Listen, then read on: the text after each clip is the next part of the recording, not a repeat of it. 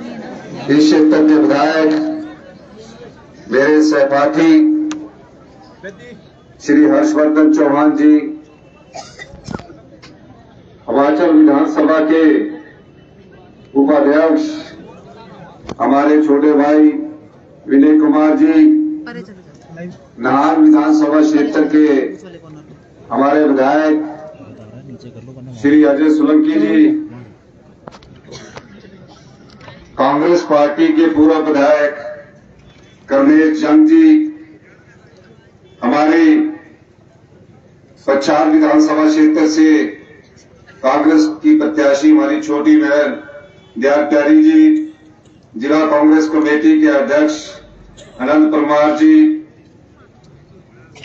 हमारे पीसीसी के सचिव श्री नवनीत लांबा जी, बीसीसी अध्यक्ष सीताराम शर्मा जी, सभी हमारे जयदार साहब, प्रताप जी और शिलाई विधानसभा क्षेत्र के दूर दराज क्षेत्रों से आए सभी बुजुर्ग बंधुवर्ग, युवा साथियों, माताएं, प्यारी बहनें और छोटे बच्चे, 15 माह पहले आप सब लोगों ने कांग्रेस पार्टी को आशीर्वाद दिया और 15 माह पहले हिमाचल में भी एक इतिहास रचा गया।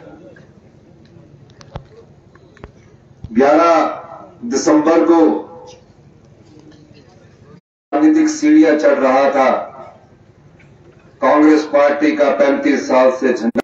मुख्यमंत्री बनने के बाद, क्योंकि मैं आप जैसे परिवारों से निकल कर आया हूं, मेरे मन में हमेशा आम आदमी, किसान और गांव में रहने वाले किसान के प्रति एक अपनी सोच थी। शपथ ग्रहण करने के बाद चुनौतियां अनेक थी, लेकिन चुनौतियों को पार करने के लिए मुझे आप सबका आशीर्वाद की जरूरत थी। मेरी सबसे बड़ी चुनौती आर्थिक मोर्चे पर आई। सिर्फ 2 व्यक्तियों ने मुख्यमंत्री के पद और मुख्यमंत्री के पद की शपथ ली, मैं और हमारे deputy chief minister Shri Mukesh Agnihotri ji ने। जब अधिकारियों ने हमारे पास हिमाचल प्रदेश का लेखा जोखा रखा, तो हमारे पास प्रतिदिन का खर्चा चलाने के लिए भी पैसे नहीं थे। चुनौती बड़ी थी।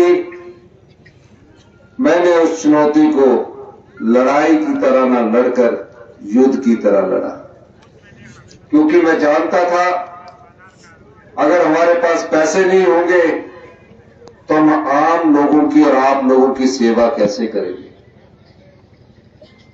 और हमने जनता से वादे किए थे, चुनौतियों को पार करना शुरू किया। और मुझे खुशी इस बात की कर 2200 करोड़ रुपए का अधिक राजस्व राज्य सरकार को प्राप्त किया। कैबिनेट का विस्तार हुआ। हर्षवर्धन चौहान जी और हमने इकट्ठे विश्वविद्यालय से लॉ किए, एक ही में थे, कॉलेज में पढ़ते थे।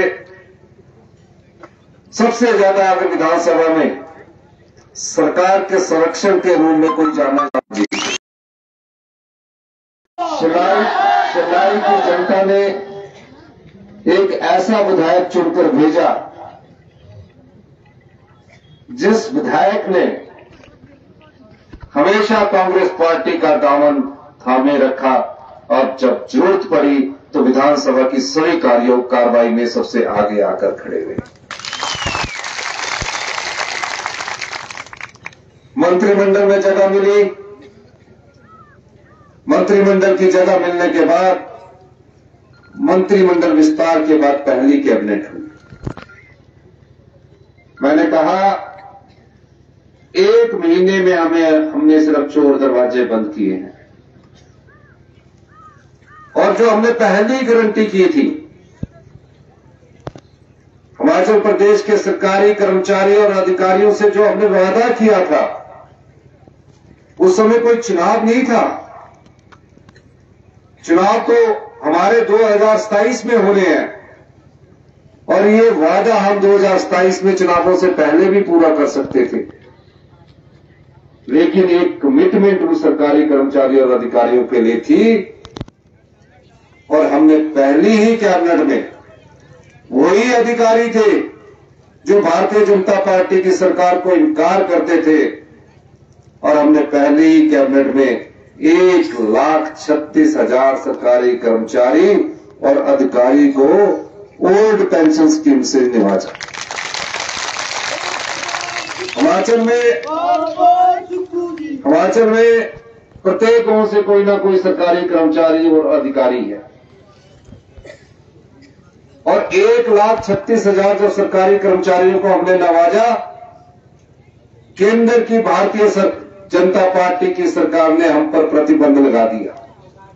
1780 करोड़ रुपए जो हमें मिलने चाहिए थे, उस पर बैन लगा दिया। हमारी डगर नहीं बदली। हमने कहा जितने मर्जी प्रतिबंध लगा दिए जाए, क्योंकि जितने भी सरकारी कर्मचारियों को हमने वादा किया है उन्हें हम ओल्ड पेंशन स्कीम से नवाजेंगे, यह हमारा वादा है। क्योंकि मैं भी एक कर्मचारी का बेटा हूं, एक आम परिवार से उठकर राजनीति करता हूं। मैं जानता हूं कि जो सरकारी कर्मचारी के घर में अगर वो सरकारी कर्मचारी ना रहे, उनकी पत्नी को भी सरकार की तरफ से पेंशन मिलती है। मेरी माताजी जो ज्यादा पढ़े नहीं है लेकिन अपनी जेब से, यहां पुराने जमाने का अपनी जेब होती थी, वहां से पैसे निकालकर हमें देती है। तो मैं क्यों कह रहा हूं, फिर सरकारी कर्मचारियों का हमने एक पत्र लिखा केंद्र सरकार को और कहा ये जो 1,36,000 कर्मचारियों ने जो अपना अंशदान दिया है और जो सरकार ने अंशदान दिया है, वो 9,000 करोड़ रुपया बनता है। उस 9,000 करोड़ रुपए को आप हिमाचल प्रदेश सरकार को वापस करें। आज तक वो एक भी पैसा हिमाचल प्रदेश सरकार को वापस नहीं हुआ, क्योंकि वो आपका पैसा है, वो उन सरकारी कर्मचारी और हमारा पैसा है।